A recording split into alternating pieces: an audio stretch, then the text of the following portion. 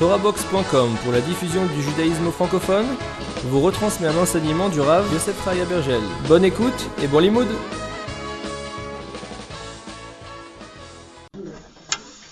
Alors cette Torah Kdosha que nous accomplissons et que nous efforçons de réaliser, que nous étudions. Alors cette Torah, en effet, elle fait vibrer le monde. C'est-à-dire que dans le monde entier, eh bien, les gens s'intéressent à la Torah, tremblent devant un secret Torah. J'ai entendu il y a juste une semaine que en Chine, ils ont édité plus d'1 million d'exemplaires du Talmud, traduit en chinois. Pourquoi ? Parce qu'ils se sont rendus compte que les Juifs, ce sont des gens qui réussissent. Ils ont demandé quel est le secret de leur réussite. Et quelqu'un leur a dit, eh bien le Talmud. Ils étudient le Talmud. Alors ils ont décidé, n'est-ce pas, d'imiter la réussite juive, eh bien en étudiant aussi le Talmud.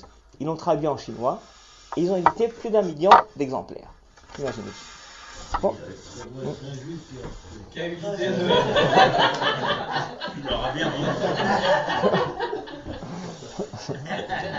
Top, ça vient. Toujours est-il que, eh bien, nous, c'est pas la peine d'aller chercher le Talmud en chinois.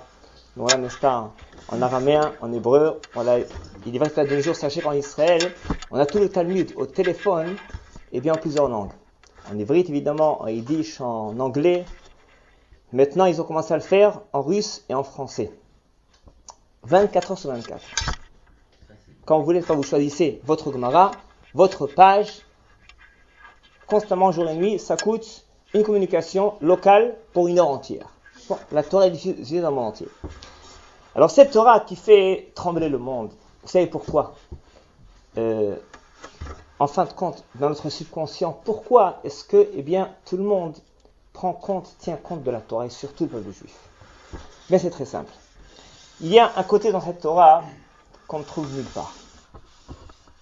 C'est le côté infaillible de la Torah. Même dans le domaine scientifique, la science est une science qui est exacte, c'est vrai. Et l'homme est un homme intelligent, avec ses grands génies, ses grands professeurs. Mais cependant, malgré cela, eh bien, l'expérience nous a montré qu'on s'est trompé à maintes reprises. Par exemple, pendant des millénaires, tout le monde était persuadé, eh bien, que c'est le soleil qui tourne autour de la Terre. Tout le monde était convaincu que la Terre, elle est plate.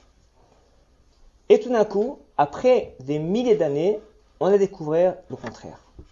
Bon, entre parenthèses, c'est déjà inscrit, n'est-ce pas, dans Zohar Kadosh, ça fait déjà 2000 ans, dans les prophètes, c'est Shaya, Perek Mem, ça fait 2500 années environ, ainsi que dans Tosfot, Avodah Zarah, etc., c'est déjà inscrit, mais cependant, le monde scientifique l'a découvert réellement il y a quelques centaines d'années. Et les gens, à l'époque, n'étaient pas plus bêtes que nous. Il y avait de grands génies, de grands scientifiques. La structure de l'atome, de la matière, qu'on a découvert récemment, et on s'est rendu compte tout d'un coup, eh bien, que le monde, il est tout à fait différent de ce qu'il apparaît. Tu vois, n'est-ce pas, eh bien, une table massive, et en fait, il n'y a pas grand-chose. Il y a plus de vide que de condensé, et la matière réelle de cette table, eh bien, c'est un grain de sable.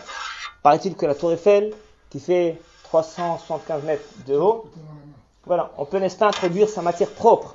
Si tout s'arrêtait de grouiller, eh bien, les électrons, etc., on peut les introduire dans le volume d'une boîte d'allumettes. La masse réelle, en effet. C'est-à-dire qu'en fait, le monde est tout à fait différent de ce qu'il n'apparaît. Tu vois, n'est-ce pas, une matière dense, imposante, géante, alors qu'en fait, la matière réelle, c'est beaucoup moins que cela. Et Einstein a aussi démontré, par sa relativité, eh bien, il a fait une révolution dans le monde de la science. C'est-à-dire qu'en fait, on s'est rendu compte qu'on ne peut pas se fier à ce qu'on voit. On voit quelque chose, alors que ça peut être le contraire.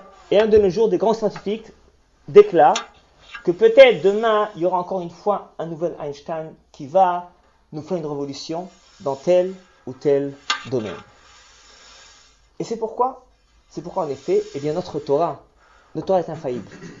C'est-à-dire, dans la Torah, il est vrai qu'on a des questions, ça peut arriver, mais la réponse, eh bien, elle va arriver un jour ou l'autre. Alors, pour ne citer qu'un exemple, parce que ce n'est pas notre sujet précis ce soir, un exemple, puisqu'on l'a cité dans la paracha de la semaine, la Torah nous dit quels sont les aliments qui sont permis et interdits. Parmi les poissons qui sont permis, eh bien, on a deux conditions nécessaires, écailles et nageoires, bien connues. Mais en fait, le Talmud dans Masechet Chulin, eh bien, démontre à partir de certains versets qu'en fait, chaque poisson qui possède des écailles va automatiquement avoir des nageoires. Donc en fait, dans l'univers, dans l'humanité, dans les océans, pardon, eh bien, on a trois catégories de poissons. Des poissons qui ont ni écailles ni nageoires, d'autres qui ont écailles et nageoires, d'autres qui ont nageoires mais non pas d'écailles. Trouver un poisson qui a écailles sans nageoires, c'est impossible, nous ont enseigné nos sages. C'est même pas écrit dans la Torah, c'est un enseignement à partir de certains versets de la Torah. Une déclaration qui a été faite il y a 2000 ans dans notre Talmud et qui est déduite de certains versets de la Torah qui a été donnée il y a 3300 et quelques années. Alors, si on raisonne par l'absurde, imaginons qu'un homme a écrit cette Torah. Est-ce qu'un homme sur terre aurait une telle audace de s'engager dans une telle galère? Il va déclarer, eh bien, que dans tous les océans, même à 10 km de profondeur, jamais tu vas découvrir un poisson qui a écailles ni nageoires. Est-ce qu'un homme a exploré une fois les océans du monde entier? Impossible. C'est une chose impossible à concevoir. Une déclaration pareille, eh bien, peut être uniquement divine. Et encore une preuve, en l'occurrence, puisqu'en effet, on n'a encore jamais démenti une telle vérité.